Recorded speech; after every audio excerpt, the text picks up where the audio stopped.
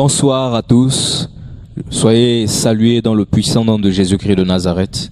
Donc, vous êtes à l'émission Ginosco et par la grâce de Dieu, c'est notre troisième passage et je pense que Dieu nous fera du bien dans le puissant nom de Jésus-Christ de Nazareth. Nous allons inviter le Seigneur à simplement prendre le contrôle de toutes choses parce que Dieu mérite la gloire. Père, nous voulons te dire merci pour ce temps. Nous prions dans le nom puissant de Jésus-Christ de Nazareth que tu prennes le contrôle de toutes choses, que ton esprit nous guide, Père, que ton esprit nous enseigne toutes choses au nom de Jésus-Christ de Nazareth. Père, merci pour ta grâce, dispose nos cœurs au nom de Yeshua. Amen. Alors ce soir nous voulons parler d'un thème bien précis. Nous voulons simplement partager une exhortation par la grâce de Dieu. Nous allons prendre nos Bibles dans le livre de Exode.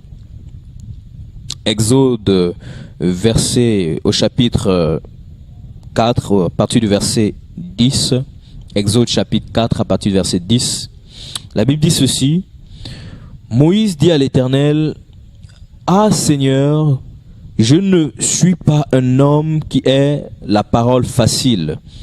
Et ce n'est ni d'hier, ni d'avant-hier, ni même depuis que tu parles à ton serviteur, car j'ai la bouche et la langue embarrassées. » L'Éternel lui dit, qui a fait la bouche de l'homme et qui rend muet ou sourd, voyant ou aveugle?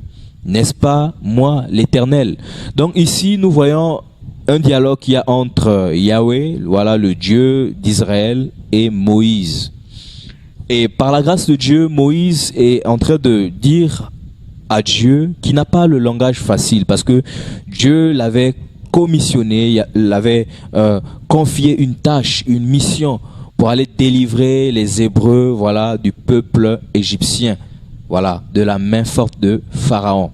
Alors la Bible dit que Moïse, voilà, dira à l'Éternel qui n'a pas le langage facile, que pour lui c'est difficile, ça ne vient pas d'aujourd'hui, ça ne vient pas, c'est ni d'hier, mais c'est depuis toujours.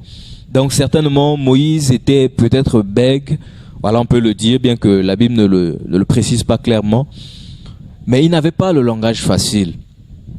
Et ici, ce que nous voulons faire ressortir, ou ce que je veux faire ressortir par la grâce de Dieu, c'est simplement un mot qui est la langue.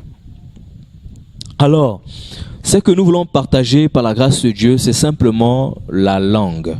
Je ne veux pas parler de l'organe, mais je voudrais parler vraiment de ce qui sort de cet organe-là, qui est la langue. Alors, l'étymologie du mot langue vient de l'hébreu. Voilà un mot hébreu qui nous parle de lachon. Voilà, lachon qui parle de l'organe de la parole et le langage. Lachon, c'est en hébreu qui parle de l'organe de la parole. Donc cet organe qui est la langue nous sert simplement à nous exprimer, nous sert simplement à parler. Et Dieu qui nous a créé, le Dieu d'Israël, le Dieu du ciel et de la terre, qui a créé tout l'univers, lorsqu'il a créé l'homme, il savait que l'homme aurait besoin de la langue, aurait besoin de s'exprimer, de parler, de dialoguer avec lui. Et il lui a donné cet organe-là pour, voilà, ressortir ce qu'il y a à l'intérieur de son cœur. Alors ici, la Bible dit que Moïse n'avait pas le langage facile et l'Éternel lui dit au verset 11, qui a fait la bouche de l'homme et qui rend muet ou sourd, voyant ou aveugle, n'est-ce pas moi l'Éternel? Donc l'Éternel dit ici que c'est lui qui a créé la langue. Et pourquoi nous voulons parler de la langue? Pourquoi nous voulons parler, voilà, de la puissance de la langue? Alors, nous voulons parler de la puissance de la langue ou encore du pouvoir de la langue. Parce qu'aujourd'hui, il y a beaucoup de choses que nous vivons en tant qu'hommes, où il arrive beaucoup de catastrophes, il arrive beaucoup de séparations, il y a beaucoup de blessures aussi qui peuvent y arriver, il y a beaucoup de choses qui divisent des familles, qui divisent des foyers, qui divisent des assemblées, qui divisent même des hommes. voilà, à cause de ce petit organe qui est simplement la langue. Alors, on va voir un peu ce qu'il y a dans le cœur de l'homme concernant cet organe qui est la langue. Ce qui ressort, voilà, du cœur de l'homme et que la langue véhicule le message qu'il y a dans le cœur de l'homme. Alors, on va prendre un passage dans Proverbe 18 au verset 21. Proverbe 18, verset 21. La Bible dit ceci: la mort et la vie sont au pouvoir de la langue. Quiconque l'aime en mangera les fruits. Alors, vous voyez un peu ce qui est dit ici par Salomon. Salomon qui était simplement un homme sage, qui craignait Dieu, qui était un roi, voilà, d'Israël. Et il a régné pendant plusieurs temps par la grâce de Dieu. Et Dieu l'a enseigné la sagesse. Et ici, il nous fait comprendre que la mort et la vie sont au pouvoir de la langue. Donc on se rend compte que la langue a un pouvoir. La langue a le pouvoir, voilà, de procurer la vie, comme la langue a le pouvoir de procurer la mort. Alors, tout dépend de la personne qui détient, d'accord, cet organe-là. Alors, en tant qu'homme, tout homme détient cet organe qui est la langue. Tout être humain, par la grâce de Dieu, a cet organe qui est la langue. Mais tout part de la personne qui s'en sert pour produire soit la vie ou la mort. Et par la suite, on dit, quiconque l'aime en mangera les fruits. Alors, si nous aimons, voilà, la langue, ce qui ressort de la langue, quel est le fruit qui ressort, voilà, de cet organe qui est la langue, de ce que nous transmettons aux autres? Est-ce que nous transmettons aux autres la vie ou est-ce que nous transmettons aux autres la mort? C'est la question que nous devons nous poser en tant qu'être humain ou en tant que disciples de Jésus. Frères et sœurs, procurons-nous la mort? Produisons-nous la vie ou la mort? Si c'est la vie, gloire à Dieu. Si c'est la mort, pourquoi la mort? Pourquoi la vie? Alors, par la grâce de Dieu, je pense que le Saint-Esprit va nous enseigner en profondeur quel est, pourquoi ou encore qu'est-ce qui se cache derrière le pouvoir de la langue qui produit la vie ou la mort. Alors, la Bible nous dit dans Job 6 au verset 30, on va voir une question que Job se posait, voilà, lorsqu'il se lamentait. Et la Bible dit au verset 30 de Job, chapitre 6, « Y a-t-il de l'iniquité sur ma langue, et ma bouche ne discerne-t-elle pas le mal ?» Est-ce que vous voyez un peu la question que Job était en train de se poser?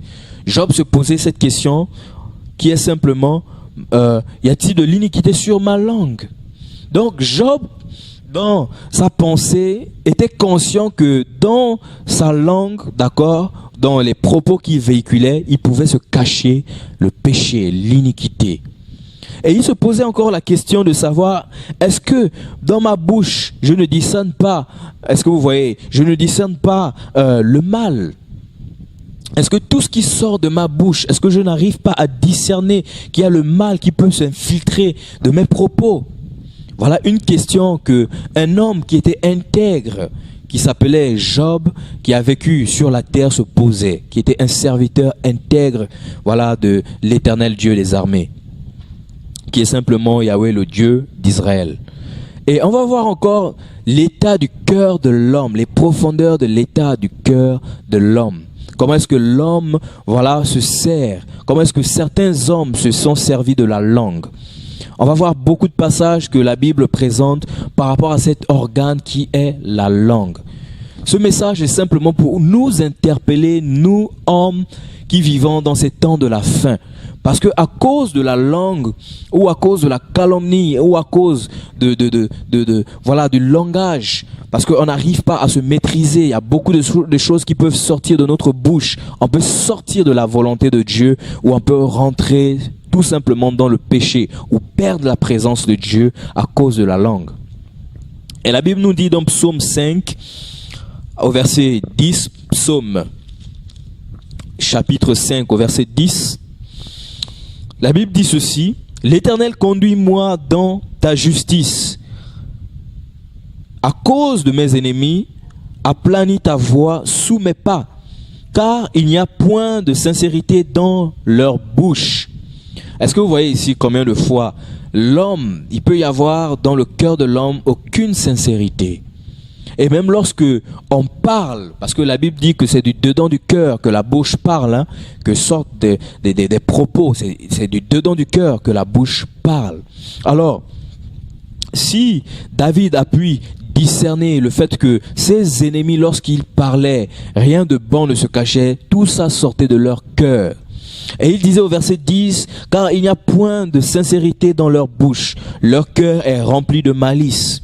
Leur gosier est un sépulcre ouvert, et ils ont sur la langue des paroles flatteuses. » Voilà des personnes ici qui étaient simplement, voilà des personnes qui avaient des paroles flatteuses, qui étaient là simplement en train de flatter, voilà leur entourage, qui flattaient leurs semblables. Mais dans leur cœur, ils n'étaient pas sincères. Les propos qui sortaient de leur bouche, c'était simplement des propos flatteurs.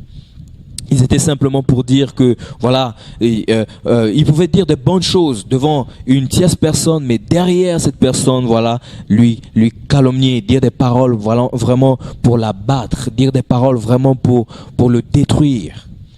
Le fond de leur cœur n'était pas pur, et David avait discerné ça. Et aujourd'hui, on se rend compte qu'il y a beaucoup d'hommes qui marchent sur ces voies. Il y a beaucoup d'hommes qui marchent dans la calomnie. Il y a beaucoup d'hommes qui marchent, voilà, qui ont des paroles flatteuses. Quand vous rencontrez ces personnes-là, ils vont vous flatter, oh, vous allez rigoler, vous allez penser que vous vous entendez très bien. Mais or, au-dedans de leur cœur, c'est simplement, voilà, la malice, c'est simplement la méchanceté. Et on va prendre un autre passage qui va encore confirmer ce qui se cache dans le cœur de l'homme par rapport à la langue. Et la Bible nous dit dans le psaume 37, au verset 7 à 9, psaume 37, le psaume 37, le psaume 37 au verset 7 à 9, on va le lire rapidement par la grâce de Dieu. Que Dieu soit béni. Alors la Bible dit ceci, au psaume 37, la Bible dit ceci, plutôt au psaume 73, autant pour moi, psaume 73, au lieu de 37, c'est 73, psaume 73, voilà. La Bible dit ceci à partir du verset 7, « L'iniquité sort de leurs entrailles, les pensées de leur cœur se font jour. » Au verset 8, « Ils raillent et parlent méchamment d'opprimés. Ils profèrent des discours hautains. Ils élèvent leur bouche jusqu'aux cieux et leur langue se promène sur la terre. » On voit ici la calomnie. On voit ici combien de fois des hommes, voilà, qui ont vécu sur cette terre aimaient les railleries. Voilà, simplement le fait de pouvoir parler, murmurer, chuchoter, critiquer. Et c'est dans le cœur de l'homme. Si Dieu n'est pas avec nous, on va se retrouver en train de murmurer, être dans les railleries, être dans le commérage. Aujourd'hui, on va se rendre compte que beaucoup de chrétiens sont dans ces choses. Beaucoup de personnes, voilà, ne restent plus dans la présence de Dieu, mais ils sont simplement distraits aux railleries, distraits, voilà, au commérage, distraits à beaucoup de choses qui nous sortent de la présence de Dieu. Et Dieu n'est pas d'accord, voilà, de cette façon de faire. C'est la raison pour laquelle nous voulons interpeller un homme ce soir pour dire que sortons, voilà, tout simplement de ces choses, car Dieu jugera, voilà, tout homme, les bons et les méchants passeront en jugement. Mais qu'avons-nous fait lorsque nous étions sur la terre? Est-ce que nous nous sommes simplement limités aux railleries? Est-ce que nous nous sommes simplement limités au commérage, à la langue? C'est la raison pour laquelle nous voulons nous interpeller. Je dis nous interpeller, moi le premier, voilà, parce que c'est un sujet très sensible, la langue. Chaque jour, nous sommes appelés à discuter avec quelqu'un. Chaque jour, notre relationnel nous pousse à dialoguer avec un homme, un semblable. Mais comment est-ce que nous parlons avec ce semblable-là? Qu'est-ce qui se cache? Quelles sont les motivations de nos cœurs? Qu'est-ce qui sort de nos cœurs, de nos bouches? Est-ce que c'est des choses qui viennent apporter la vie ou est-ce que c'est des choses qui apportent la mort? Puisque la Bible dit, voilà, que la vie et la mort sortent au pouvoir de la langue, sont au pouvoir de la langue. C'est que la langue a un pouvoir. Est-ce que tu donnes, voilà, ce pouvoir qui est la vie, voilà, qui émane de la langue? Est-ce que tu distribues, tu communiques la vie qui sort de toi? Ou est-ce que ce qui sort de toi, c'est la mort? Voilà encore un autre passage que nous allons lire par la grâce de Dieu, simplement pour confirmer que la Bible en parle. La Bible parle de la langue, les railleries, de tout ce qui sort de cet organe, voilà, que Dieu a créé, voilà, pour communiquer. Qu'est-ce que la Bible dit? Encore dans Psaume 120 au verset 2 à 3. Psaume 120 au verset 2 à 3. Psaume 120 au verset 2 à 3. On va lire. Cantique des degrés dans ma détresse, c'est à l'Éternel que je crie et il m'exauce. L'Éternel délivre mon âme de la lèvre mensongère, de la langue trompeuse. Que te donne, voilà, autant pour moi, l'Éternel délivre mon âme de la lèvre mensongère, de la langue trompeuse. Que te donne, que te rapporte une langue trompeuse. Que te donne et que te rapporte une langue trompeuse. Est-ce que vous voyez que, voilà, la mort et la vie sont au pouvoir de la langue. Ici, on est simplement en train de parler de la mort. Voilà, la langue qui procure la mort. Et ici, David est en train de crier à l'Éternel. Il dit, l'Éternel délivre mon âme de la lèvre mensongère. Nous, en tant qu'hommes, on a besoin de Yahweh pour être délivré de la langue mensongère. Voilà un homme qui est conscient du fait que la langue mensongère peut lui sortir, voilà, plutôt, lui sort de la présence de Dieu, peut couper sa relation avec Dieu. Et voilà David qui est en train de crier à l'Éternel pour le délivrer de la lèvre légère, de la lèvre mensongère. Parce qu'il est conscient du fait que la lèvre mensongère produit la mort. Et en tant qu'homme spirituel, il ne devrait pas produire la mort, mais la vie. Nous, en tant que disciples de Jésus-Christ de Nazareth, nous devons produire la vie avec notre langue. Cet organe que Dieu nous a créé pour communiquer avec notre semblable. Non seulement d'abord avec lui, mais également avec notre semblable. Est-ce que nous produisons la vie lorsque nous discutons avec notre semblable ou est-ce que nous produisons la mort? Et voilà un homme, disciple de Jésus, qui n'est simplement David, qui est en train de crier à Dieu par rapport à sa vie, afin qu'il soit libéré de la langue, des lèvres mensongères, qui produisent simplement la mort. Et par la suite, il dit au verset 3, « Que te donne ou que te rapporte une langue trompeuse ?» J'aimerais nous poser cette question-là. Que nous rapporte ou que nous donne, voilà, une langue trompeuse, les railleries, les commérages et toutes ces choses qui ne glorifient pas le nom du Seigneur Jésus. Il peut arriver qu'on se retrouve dans un milieu où il y a des gens qui sont simplement en train de, voilà, d'émettre un dialogue, un discours. Mais ce discours-là ne glorifie pas le nom de Yahvé, le nom de Dieu. Et nous voilà en tant que disciples de Jésus, parce que ce sont nos semblables ou des personnes que nous aimons, et on se retrouve, nous également, à être séduits, à nous retrouver, à avoir la langue mensongère, les lèvres mensongères, qui ne glorifient pas le nom du Seigneur. Mais qu'est-ce que ça nous apporte? Voilà la question que David s'est posée. Qu'est-ce qui apporte, voilà, à cet homme-là de parler, voilà, de divulguer des messages mensongers, tout en étant conscient que c'est faux ce qu'il va dire aux autres chrétiens? Voilà dans quelle bassesse Satan est en train d'emmener beaucoup d'hommes, et même des hommes éclairés. Quand je dis éclairés, des gens qui ont reçu l'évangile. Alors, on va prendre un autre passage qui est dans Proverbes chapitre 6. à partir du verset 18. Proverbe 6, verset 18. À partir du verset 18, la Bible dit ceci, Proverbe 6, à partir du verset 18, je vais lire même à partir du verset 16. Il y a 6 choses que est l'Éternel. Waouh! Il y a 6 choses que est l'Éternel. Et même 7 qu'il a en horreur. Alors, on va les citer au verset 17. Les yeux hautains, la langue menteuse. Waouh! La langue menteuse. Les mains qui répandent le sang innocent. Le cœur qui médite les projets iniques. Les pieds qui se hâtent de courir au mal. Le faux témoin qui dit des mensonges. Et celui qui excite des querelles entre frères. Waouh! Est-ce que nous voyons combien de fois Dieu est la langue mensongère? Dieu est des personnes qui se hâtent à aller émettre des faux messages, comme on dit communément ici au Gabon, le commérage, le Congossa.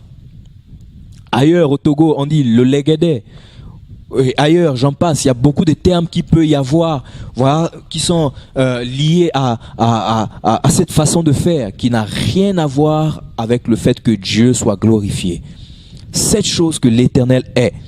Et dans l'une de ces choses, on présente clairement, voilà, la langue mensongère.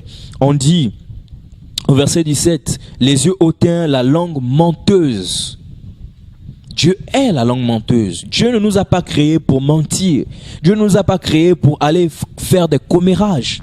Dieu ne nous a pas créés pour émettre un faux message dans le but de nuire à son prochain. Parce que voilà les motivations du cœur du mensonge. Les motivations du cœur, voilà, des railleries, du commérage.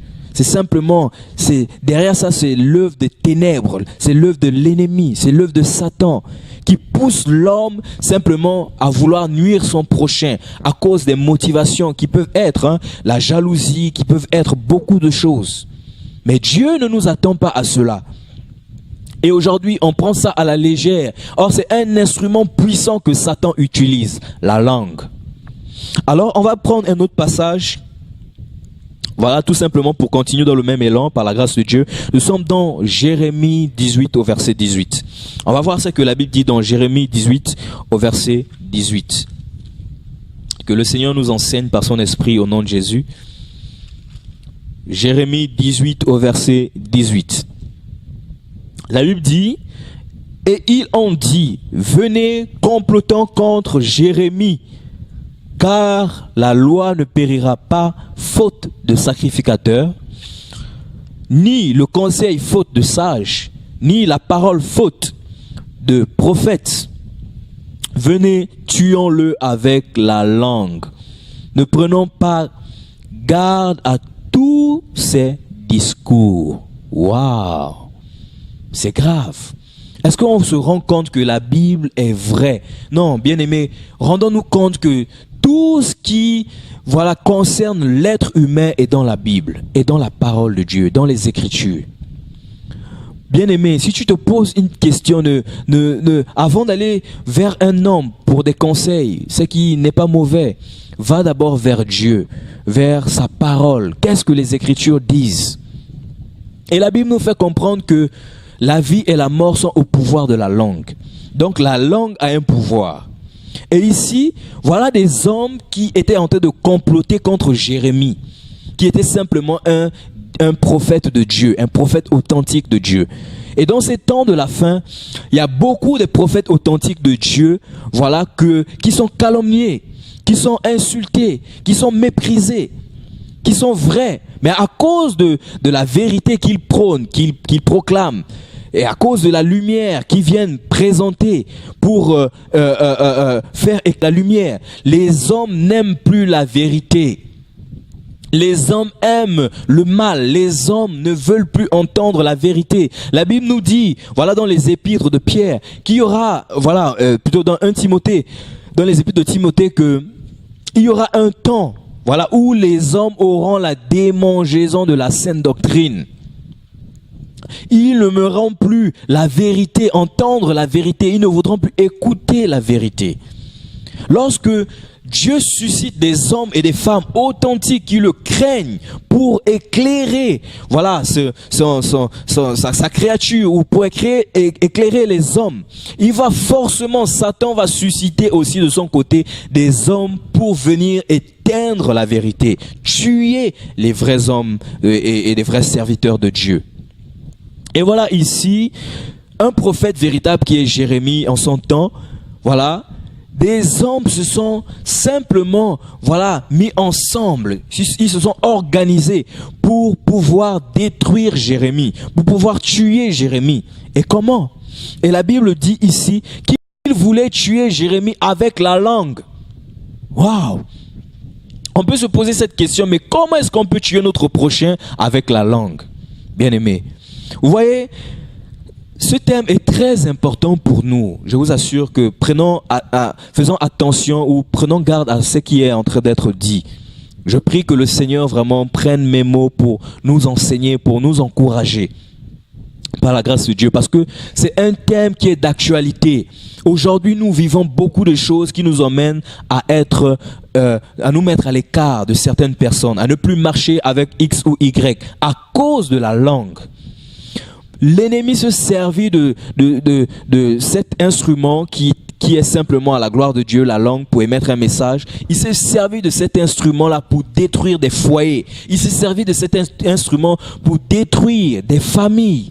Aujourd'hui, vous allez vous rendre compte que si ta famille est peut-être divisée, c'est à cause de la langue. Pour la plupart des choses, c'est la langue.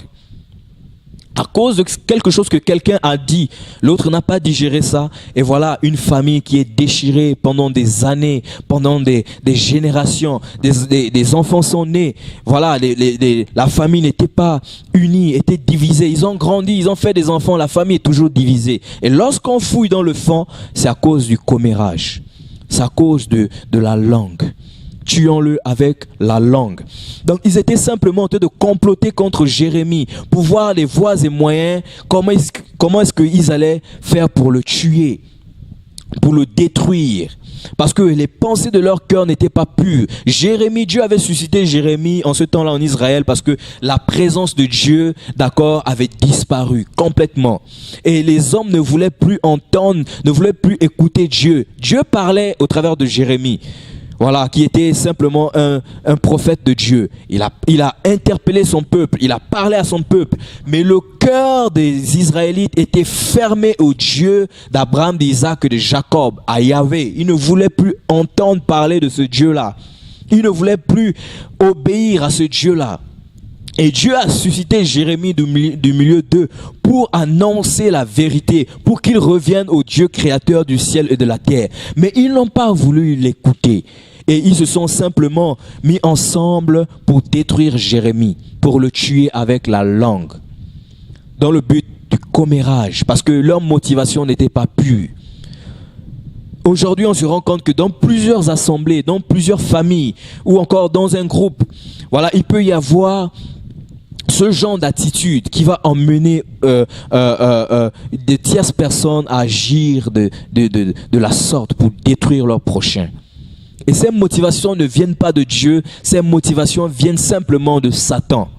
Et Dieu est contre ces choses. On a vu tout à l'heure que Dieu est contre la langue trompeuse, la langue mensongère. Et par la suite, on va encore prendre d'autres passages dans Proverbe 25, au verset 24. Proverbe 25 au verset 24. Proverbe 25 au verset 24. Le pouvoir de la langue. Proverbe 25 au verset 24. La Bible dit ceci au verset 24. Mieux vaut habiter à l'angle d'un toit que de partager la demeure d'une femme querelleuse. Voilà encore le pouvoir de la langue. La langue peut engendrer des querelles. La langue peut engendrer, voilà, des disputes. La langue peut engendrer des commérages. Est-ce que vous voyez un peu le pouvoir qu'a la langue? Et Satan sachant toutes ces choses, parce que c'est le serpent ancien, il sait que la langue peut détruire des foyers. Il sait que la langue peut détruire une famille. Il sait que la langue peut diviser une assemblée. Il sait que la langue peut détruire une nation. Et la preuve en est, voilà la guerre qu'il y a eu entre les Tutsis et les Hutus. Puis, c'était simplement à cause de la langue. Et ça créait un massacre terrible, un génocide terrible. Les gens étaient massacrés comme pas la peine. Et voilà par où l'ennemi passe pour régner. Parce que Satan divise pour mieux régner. Et pour qu'il puisse régner, qu'est-ce qui se passe? Il va injecter avec des subtilités, voilà, du venin, la langue. Et voilà ici, voilà dans Proverbe 25 au verset 24, on dit mieux vaut habiter à l'angle d'un toit que de partager la demeure d'une femme querelleuse. Qui voudrait habiter avec une femme querelleuse? Personne. Personne ne voudrait habiter avec une femme querelleuse, parce que si tu quittes du boulot et que tu rentres chez toi, tu as eu la pression au boulot, tu as eu la pression, je ne sais pas si tu es étudiant à l'université, tu rentres pour pouvoir te détendre chez toi, tu vas te rendre compte que en rentrant, rien que mettre ton pied au seuil de chez toi, les querelles ont commencé. Tu seras tout le temps abattu. Les querelles vont apporter le désespoir. Les querelles vont apporter la tristesse. Les querelles vont apporter le fait de ne plus vouloir même partager, voilà, ton intimité avec ta bien-aimée à cause des querelles. Qui voudrait avoir un homme qui aime les querelles? Personne, mes sœurs. Si vous voyez un tel homme, vous allez le fuir. Que cet homme aime tellement les querelles que, voilà, ce sera pas encourageant d'être avec cet homme-là, parce que les querelles suscitent, voilà, la colère, ça suscite la haine, ça suscite les divisions. Et même des hommes se battent dans des foyers à cause des querelles, divorcent à cause des querelles. Le pouvoir de la langue. Et l'ennemi, voilà, est en train de voir ces hommes et ces femmes en train de se déchirer. Et il est là, il se réjouit. Et il est là, il est content de voir ces hommes-là se déchirer. Parce que derrière ces querelles, derrière ces disputes, c'est lui qui est à l'origine de ces choses. Parce qu'il sait une chose, la langue a un pouvoir d'apporter la mort comme d'apporter la vie. Et lui, comme sa pensée c'est de détruire, voilà, il va tout faire pour utiliser ce pouvoir à des fins néfastes. Voilà, pour apporter la mort. On va encore prendre un autre passage dans Marc chapitre 7. Marc au chapitre 7. Merci Seigneur pour ta parole. Marc au chapitre 7. Le pouvoir de la langue. Alors, la Bible dit dans Marc chapitre 7 au verset, à partir du verset 17, c'est Jésus qui parle. Lorsqu'il fut entré dans la maison, loin de la foule, ses disciples l'interrogèrent sur cette parabole. Il leur dit: vous aussi, êtes-vous donc sans intelligence? Ne comprenez-vous pas que rien de ce qui du dehors entre dans l'homme ne peut le souiller? Au verset 19, car cela n'entre pas dans son cœur, mais dans son ventre, puis s'en va dans les lieux secrets qui purifient tous les aliments. Au verset 20, il dit encore: ce qui sort de l'homme, c'est ce qui souille l'homme, car c'est du dedans, c'est du cœur des hommes que sortent des mauvaises pensées, les adultères, les débauches, les meurtres, les vols, les cupidités, les méchancetés, la fraude, le dérèglement, le regard envieux, la calomnie, l'orgueil, la folie. Toutes ces choses mauvaises sortent du dedans et souillent l'homme. Waouh! Et on peut se rendre compte que toutes ces choses, l'ennemi est au courant de ça. Satan sait que ce qui souille l'homme, c'est pas ce qui rentre, c'est pas ce que nous mangeons qui souille l'homme, mais c'est plutôt ce qui sort du cœur de l'homme. Satan sait ces choses. Et ici, on voit que ce qui sort du cœur de l'homme, qui souille l'homme, au verset 22, on parle de la calomnie. Le fait de calomnier son prochain. La calomnie, c'est simplement de parler mal d'une tierce personne dans le but de le détruire, dans le but, voilà, comment on va dire, dans le but de le salir, de salir sa réputation, de salir sa personnalité. La calomnie. Et aujourd'hui, on retrouve la calomnie au sein des églises, dans le milieu chrétien. Il y a la calomnie. Frère, tu as écouté ça, un tel a chuté. Sœur, tu as écouté ça, un tel est tombé. Et on se réjouit. Au lieu de prier pour cette personne, on se réjouit. C'est triste. Dieu ne nous attend pas vraiment à la calomnie. Ces choses viennent pour souiller l'homme. Ces choses viennent pour nous sortir de la présence de Dieu. Pourquoi un homme perd la présence de Dieu? Il y a aussi la calomnie dedans. Lorsque on se réjouit à calomnier, on perd la présence de Dieu. Le Saint-Esprit est attristé. Lorsqu'on se réjouit, une assemblée commence à avoir la calomnie. Les gens sont dans la calomnie et on ne se fait plus confiance parce que lorsqu'on se rend compte que quelqu'un nous calomnie, on commence à se méfier de cette personne. On commence à avoir peur, on se méfie. On ne veut pas que notre nom soit sali. Et en se méfiant de cette personne, ça va créer une distance, un fossé. Et c'est là où l'ennemi vient pour mieux régner. Et si ça se passe dans une assemblée, vous allez vous rendre compte que dans cette assemblée, il va commencer à se créer des groupuscules, des sectes. On va commencer à être ensemble et ne plus se dire la vérité en face. On va devenir, voilà, lorsqu'on va voir son frère, voilà, qu'on est en train de calomnier, on va devenir faux. Devant lui, on va sourire, on va s'appeler un frère, sœur, mais derrière lui, on va le calomnier, on va dire que c'est un faux frère, on va dire qu'il n'est pas chrétien, on va dire plein de choses. Et Dieu n'est pas content de ces choses, de cette façon de faire. Parce que Satan sait une chose, voilà, la langue a un pouvoir de procurer la mort comme de procurer la vie. Comme lui, son but c'est d'éloigner les hommes de la présence de Dieu, de sortir les hommes de la présence de Dieu. Il va pousser les hommes tout simplement, voilà, à calomnier et à demeurer dans la mort, pour que la mort s'installe dans la vie de cette personne, pour que la mort s'installe, voilà, dans cette assemblée, ou pour que la mort s'installe dans cette famille. Au départ, vous allez voir une famille qui était unie, qui s'aimait, qui dialoguait ensemble, qui partageait des repas, qui, voilà, humainement parlant, sans pourtant être vraiment disciples de Jésus. Mais après, à cause d'une situation, une petite situation, vous allez vous rendre compte qu'il y a eu une grande division, une blessure.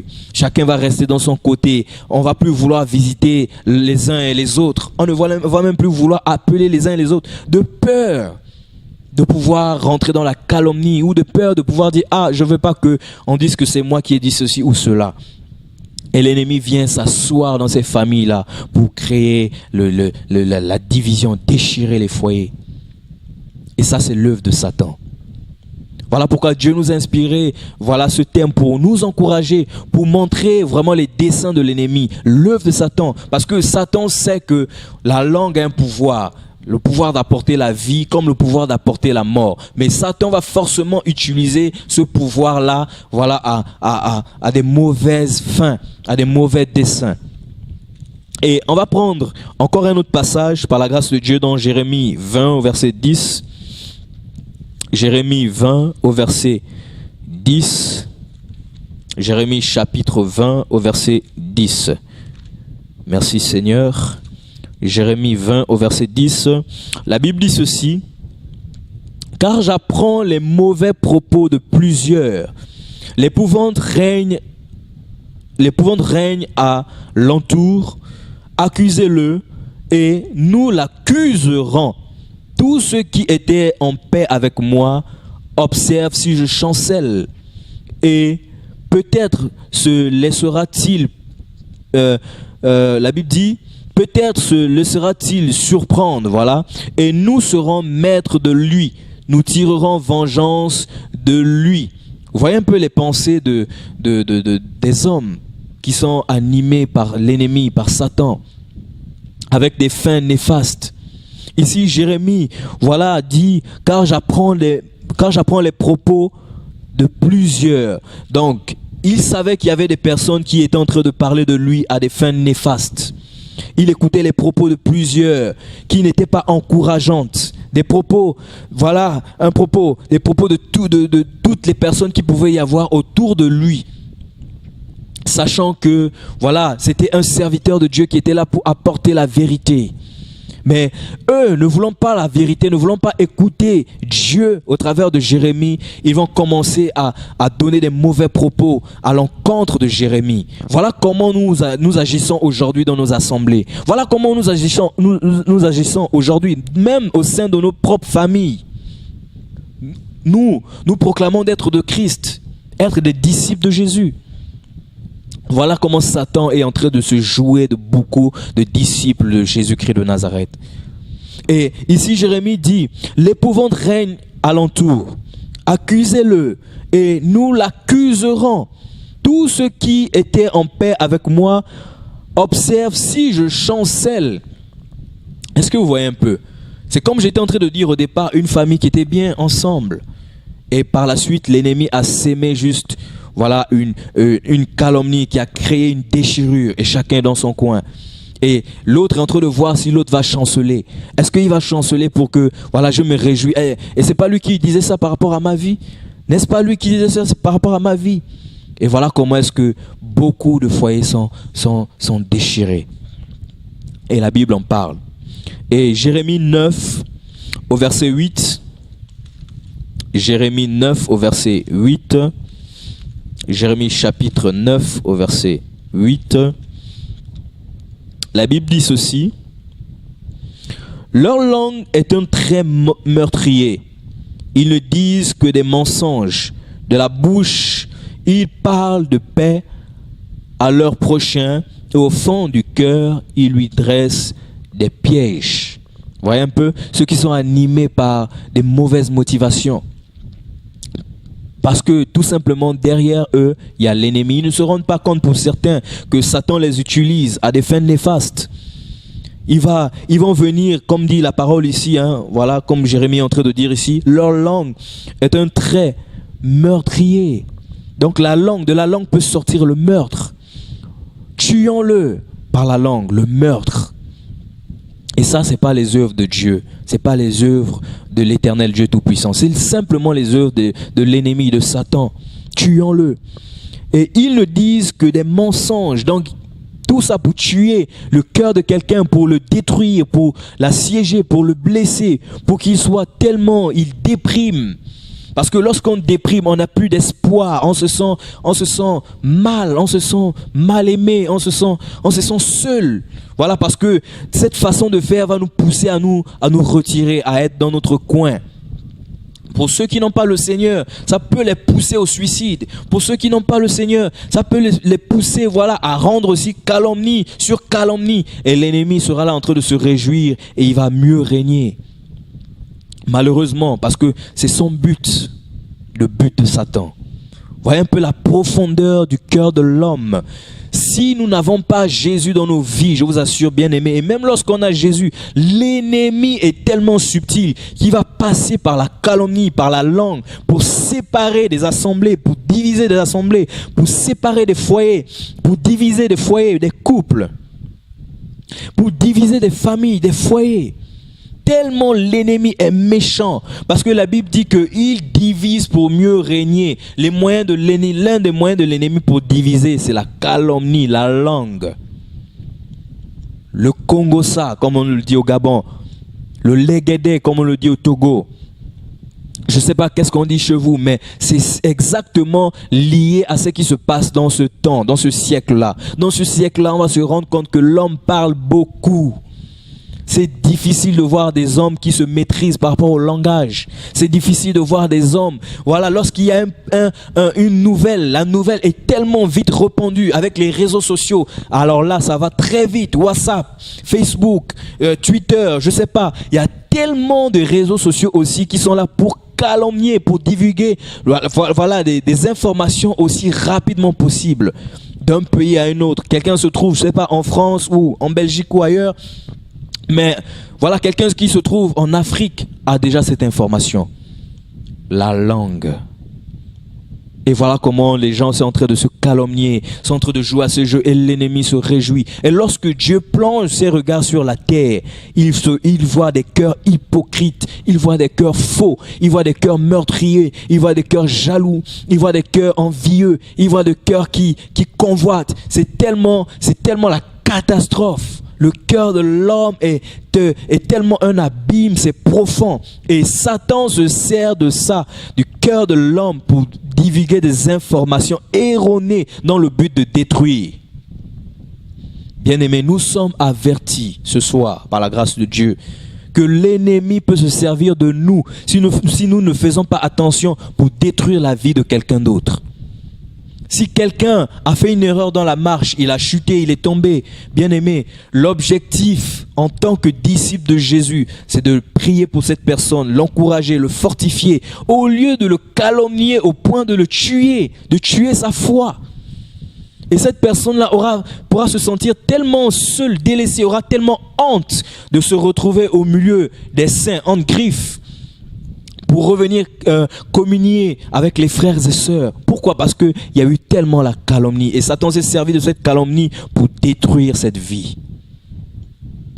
Où sont les véritables serviteurs de Dieu, qui sont à l'écoute de leur Dieu, qui veulent obéir à leur Dieu, qui ne veulent pas servir Satan?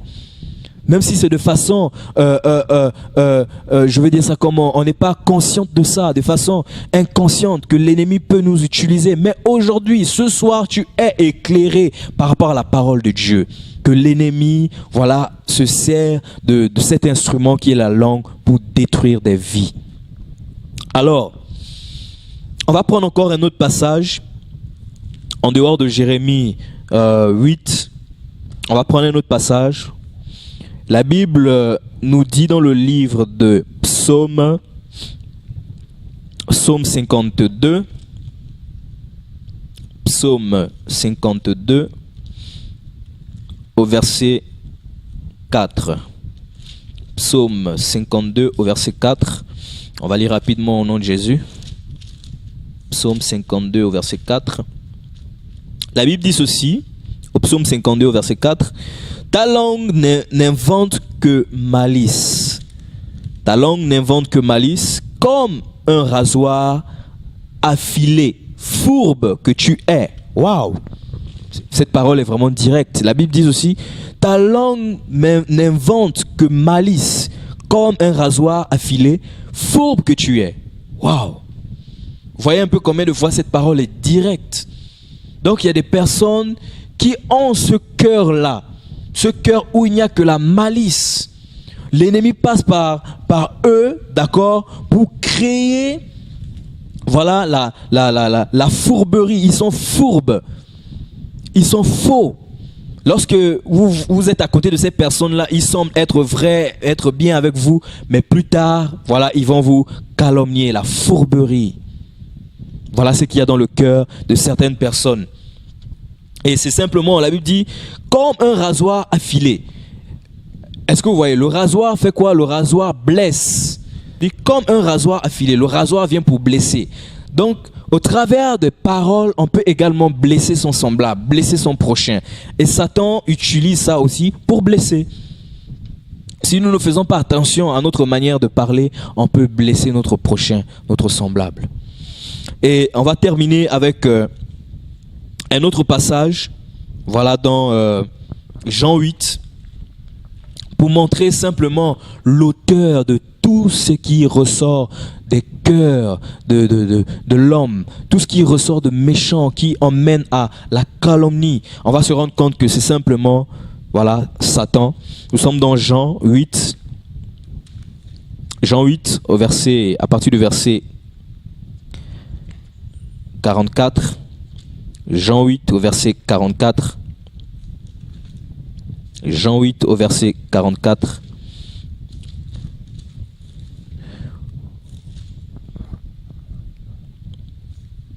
Voilà, au verset 44. La Bible dit ceci. Vous avez pour père le diable, et vous voulez accomplir les désirs de votre père. Il a été meurtrier dès le commencement et il ne se tient pas dans la vérité. Il ne se tient pas dans la vérité. Parce qu'il n'y a pas de vérité en lui. Lorsqu'il profère le mensonge, il parle de son propre fond, car il est menteur et le père du mensonge. C'est simple, bien-aimé. Vous voyez que la Bible nous montre ici que celui qui est le père du mensonge, c'est Satan. Donc tous qui sont sous cette motivation-là, de la calomnie, des railleries, de toutes ces choses-là, sont simplement les fils et les filles de Satan, les serviteurs de Satan. Satan les utilise à ses desseins, à des fins néfastes. Parce qu'il est le père du mensonge dès le commencement. Il n'y a rien de pur en lui.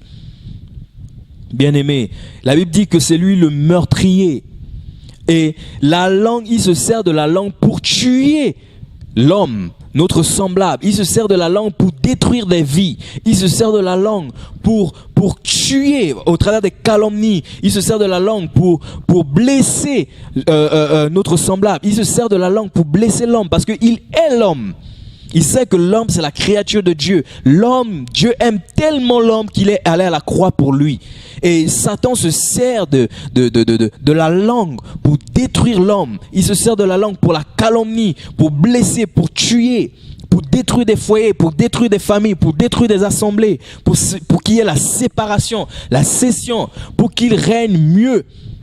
Pour que ces desseins s'infiltrent dans les cœurs des uns et des autres, pour qu'il y ait une destruction totale. Et ça, c'est le but de Satan, le pouvoir de la langue. Alors, la langue a un pouvoir lorsqu'on l'utilise de façon néfaste, voilà, qui conduit à la mort simplement, le pouvoir de la mort. Et on voit que ça blesse, la langue peut blesser, la langue peut tuer. Voilà, la langue peut apporter la calomnie, la langue peut apporter beaucoup de choses qui ne sont pas à des desseins purs. Mais par la grâce de Dieu, gloire soit rendue à Jésus-Christ de Nazareth que on a aujourd'hui le Saint-Esprit.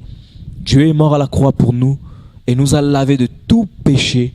Voilà, et aujourd'hui, dans nos cœurs, pour ceux qui l'ont accepté, ont aujourd'hui le Saint-Esprit qui nous conduit dans toute la vérité.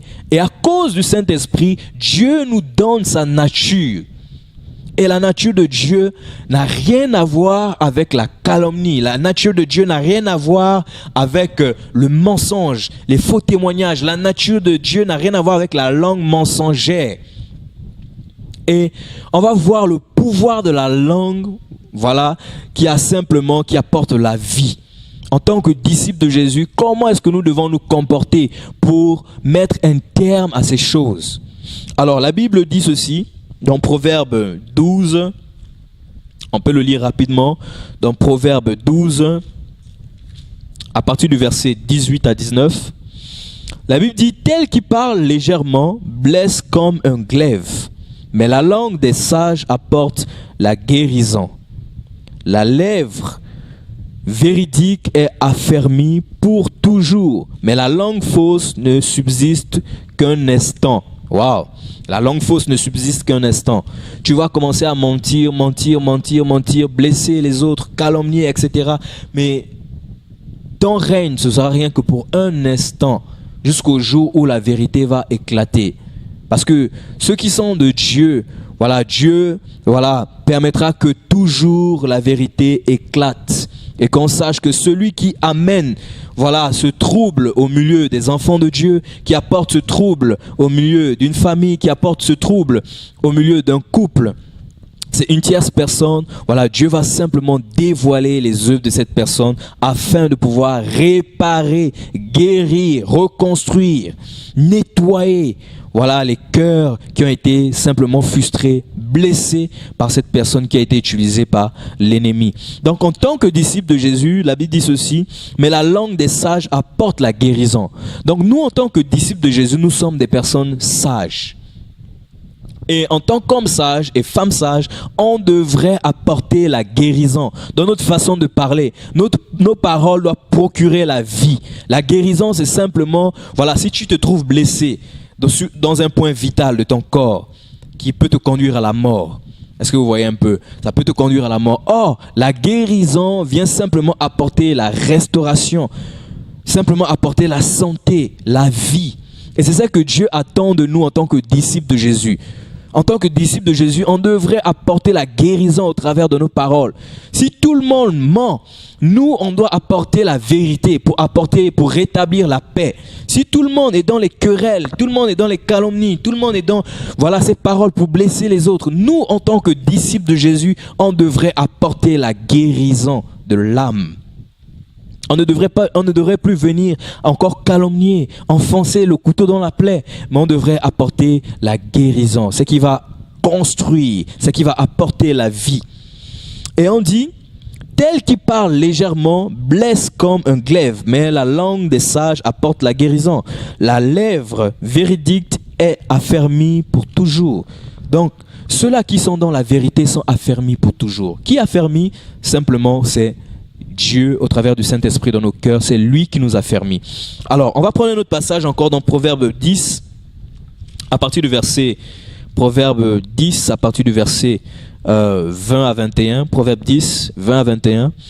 La langue du juste est un argent de choix. Waouh! La langue du juste est un argent de choix. Donc, on voit encore que la langue du juste, de celui-là qui a le Saint-Esprit, qui a Dieu dans sa vie, est un argent de choix. Il peut choisir toutes sortes de paroles pour apporter la guérison, pour apporter la paix, pour apporter la justice dans ses propos, dans la vie de quelqu'un, pour apporter la paix dans la vie de quelqu'un. Voilà, tout simplement parce que il a le Saint-Esprit dans son cœur. Voilà, la langue du juste est un argent de choix. Le cœur des méchants est peu de choses. Les lèvres du juste dirigent beaucoup d'hommes et les insensés meurent par défaut de raison. Les insensés meurent par défaut de raison. Voilà. Mais les lèvres du juste dirigent beaucoup d'hommes. Donc, on se rend compte que les lèvres d'un juste dirige beaucoup d'hommes. Parce que lorsque tu es juste, ça va attirer beaucoup d'hommes autour de toi. Parce qu'ils verront l'intégrité. Ils verront le respect qui sort de la bouche, la considération. Ils verront que, la Bible dit que votre douceur soit connue de tous au travers du langage. Comment est-ce qu'on se conduit? C'est ça la vie d'un disciple de Jésus. Lorsqu'on parle, le disciple de Jésus, c'est pas d'abord le grec et l'hébreu, la parole, tout ça. C'est pas d'abord ça. Le logos, c'est pas d'abord ça. Mais le disciple de Jésus, c'est simplement le caractère, la vie qui découle de lui. Qu'est-ce qu'il apporte aux autres de par son caractère, de par son vécu. C'est ça un véritable disciple de Jésus. Sa langue doit être exercée au bien, pas au mal.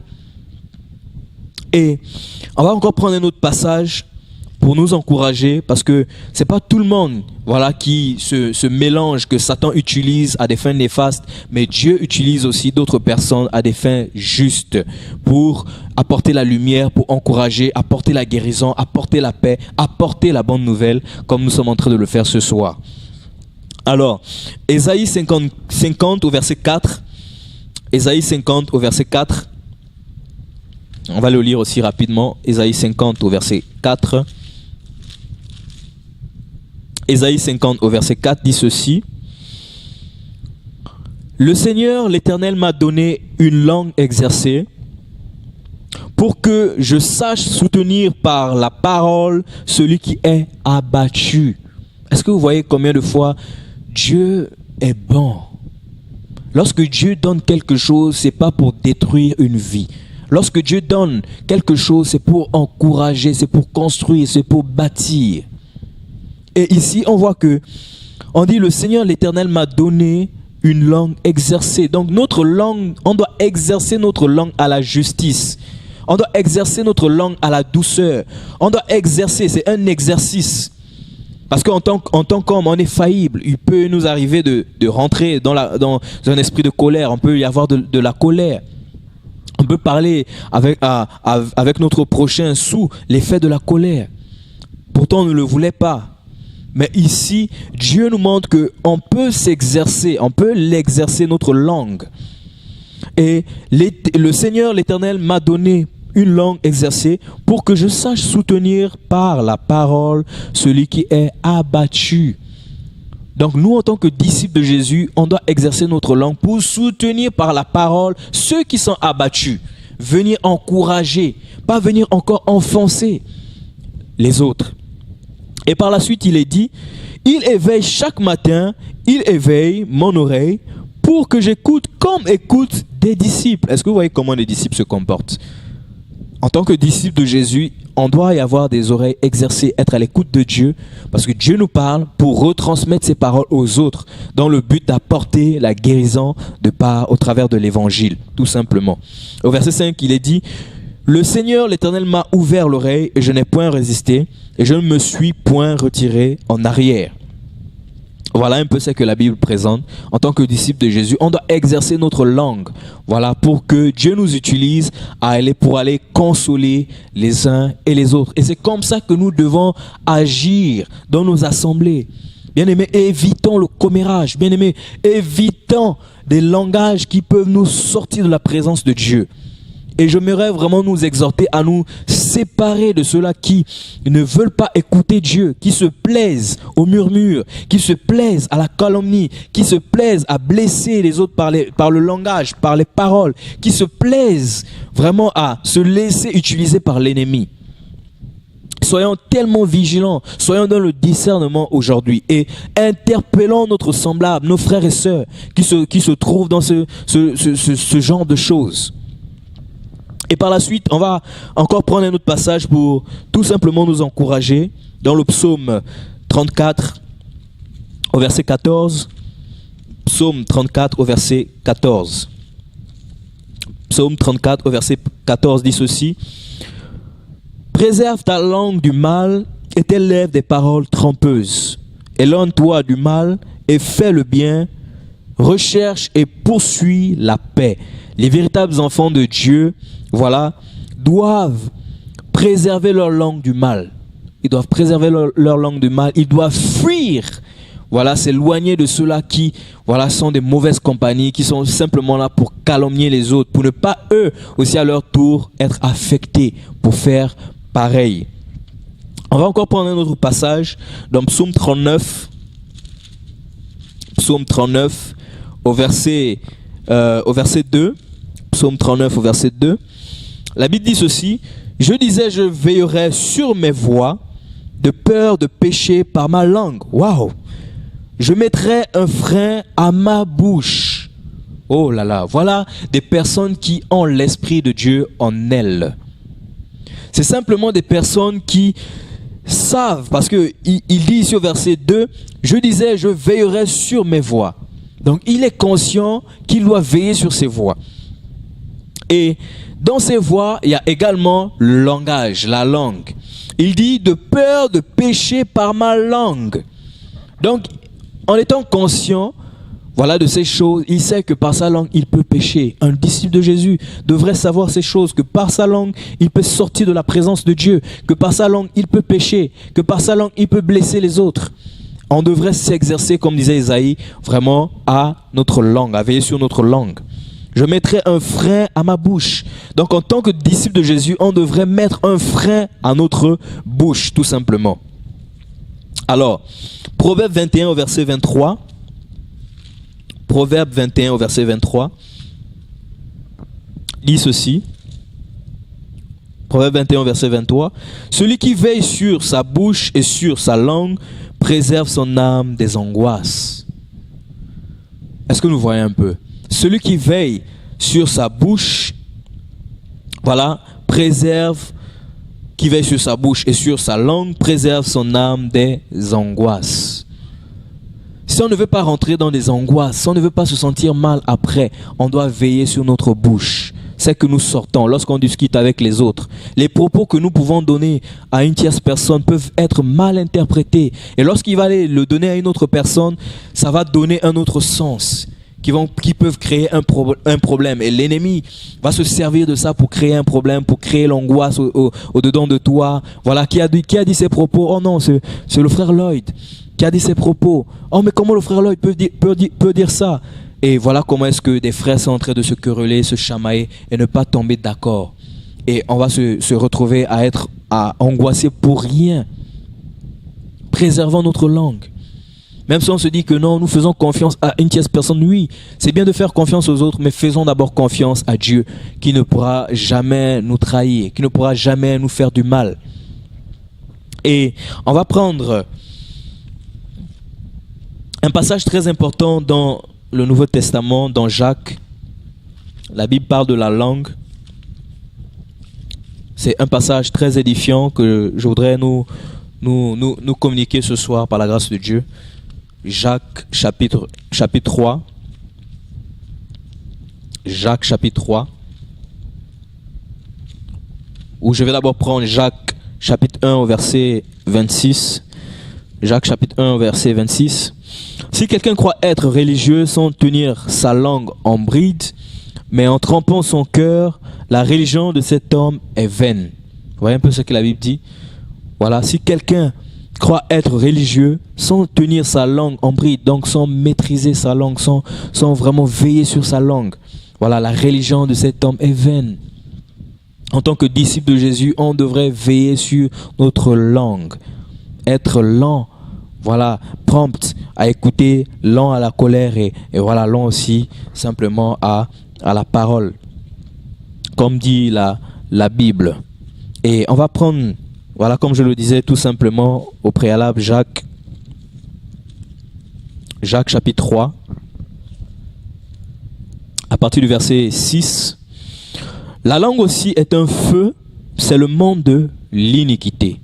Donc, on voit que c'est le monde de l'iniquité. La langue est placée parmi nos membres, souillant tout le corps. Waouh! Donc, la langue peut souiller tout notre corps, parce qu'elle fait partie de notre corps, et enflammant le cours de la vie, étant elle-même enflammée par la géhenne, toutes les espèces de bêtes, d'oiseaux, de reptiles et d'animaux marins sont domptés et ont été domptés par l'homme. Mais la langue, aucun homme ne peut la dompter. C'est un mal qu'on ne peut réprimer. Elle est pleine d'un venin mortel. Donc, bien aimé, on devrait faire très attention à notre langue, à la manière dont nous parlons, à la manière dont nous nous comportons. Parce que on vient de comprendre que voilà, la langue a un pouvoir, a le pouvoir de produire la vie, comme elle a le pouvoir de produire la mort. Mais à des fins néfastes, Satan utilise la langue pour détruire, pour tuer notre semblable. Mais Dieu a utilisé voilà, ce moyen pour communiquer à des fins pures, à des fins qui produisent la vie, tout simplement dans la vie d'un homme. Si aujourd'hui nous avons dit oui à Jésus, c'est parce que nous avons plus ou moins entendu parler de l'évangile. Dieu a utilisé ce canal qui est la langue au travers d'un être humain qui a un cœur pur, qui a le Saint-Esprit pour nous édifier, pour nous interpeller à nous repentir.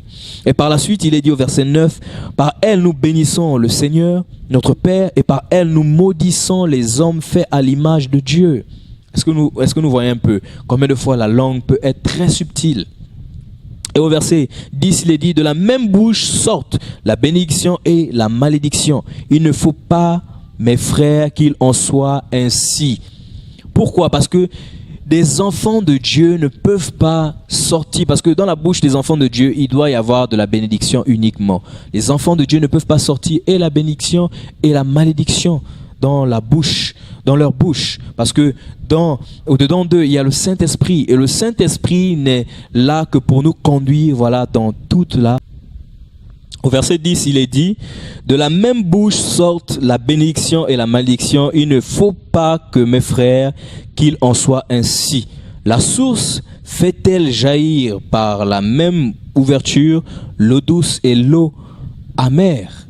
Est-ce que nous voyons un peu? C'est impossible qu'une même source fasse sortir de l'eau douce et de l'eau amère. Parce que nous, en tant que disciples de Jésus, on ne peut pas avoir le Saint-Esprit et aussi avoir Satan avec nous. Non. On a simplement le Saint-Esprit pour édifier, voilà, les autres, encourager les autres. Mais ceux-là qui sont poussés par l'ennemi, voilà, vont aussi détruire, vont aussi calomnier. Et c'est ainsi, c'est comme ça. Et la Bible dit, au verset 12, un figuier, mes frères, peut-il produire des olives ou une vigne des figues? de l'eau salée ne peut pas non plus produire de l'eau douce. Lequel d'entre vous est sage et intelligent, qu'il montre ses œuvres par une bonne conduite, avec la douceur de la sagesse. Voilà comment nous, en tant que disciples de Jésus, nous devrons nous comporter.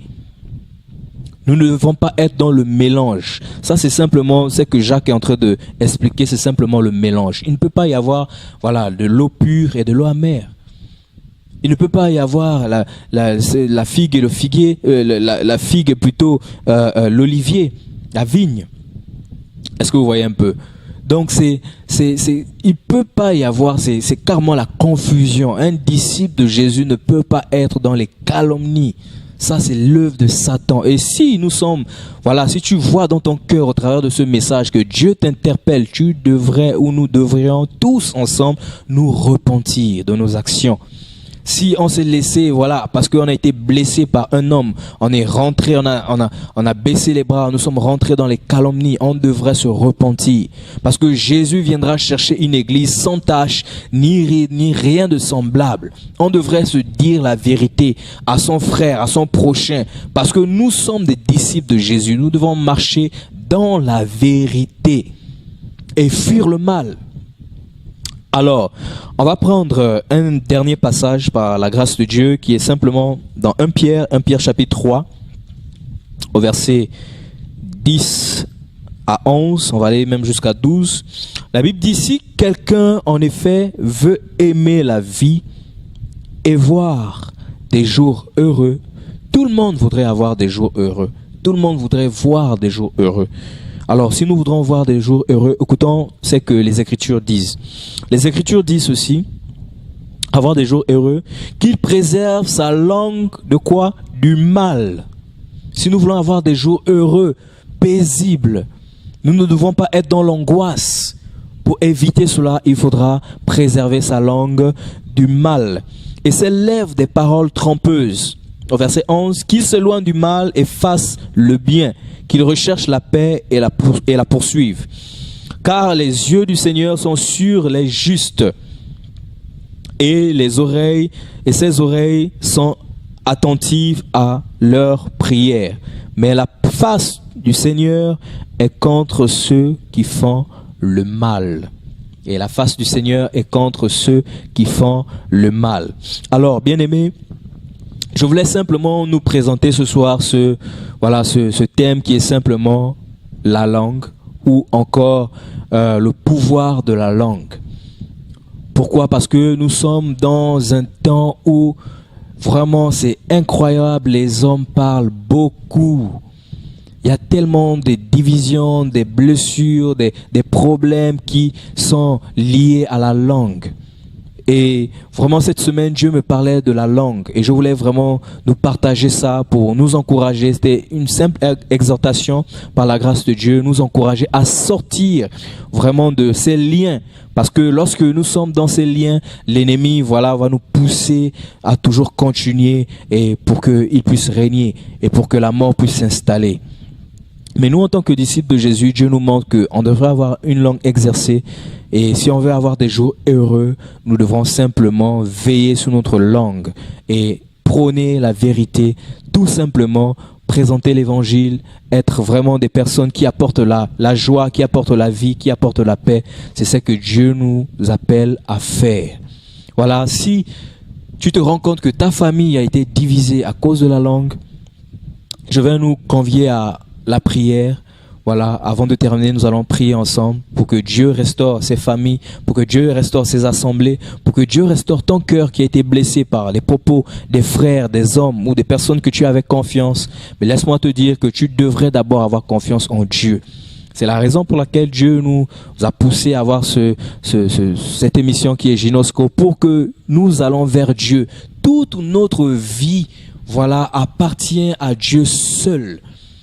La seule personne vers qui nous devons faire confiance, c'est simplement Jésus et Jésus seul. Les hommes vont toujours nous décevoir, mais Jésus ne nous décevra jamais.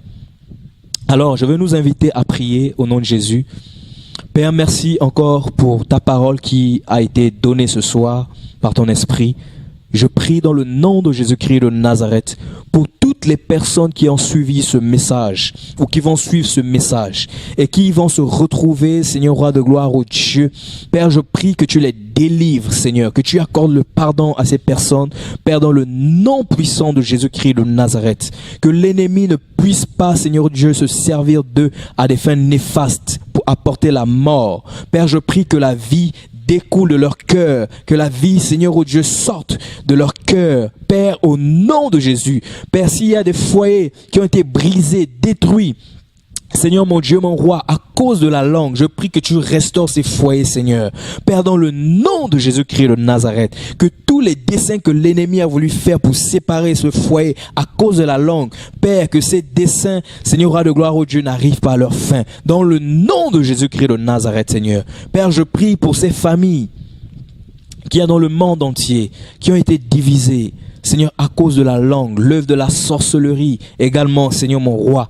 Père, je prie que tu restaures ces familles, qu'elles soient chrétiennes ou pas, restaure ces familles, ramène l'unité, ramène la paix, ramène, Seigneur roi de gloire, la joie, restaure également, Seigneur roi de gloire, oh Dieu mon roi, ces assemblées qui sont rentrées dans la calomnie, Seigneur mon roi, qui sont rentrés dans des divisions, Père, oh Dieu, je prie dans le nom de Jésus-Christ de Nazareth, que tu les interpelles à sortir du péché, à sortir du mal, de la calomnie, des divisions, des querelles, des jalousies, car ta parole dit qu'il n'est pas bon qu'un serviteur de Dieu ait des querelles.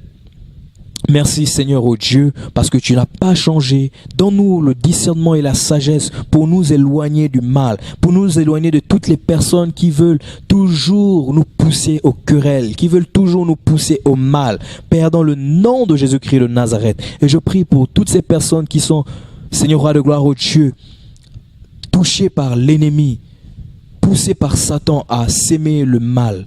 Souviens-toi d'elle, Seigneur, parce que tu veux que tout homme soit sauvé. Père, dans le nom de Jésus-Christ de Nazareth, nous avons prié. Amen.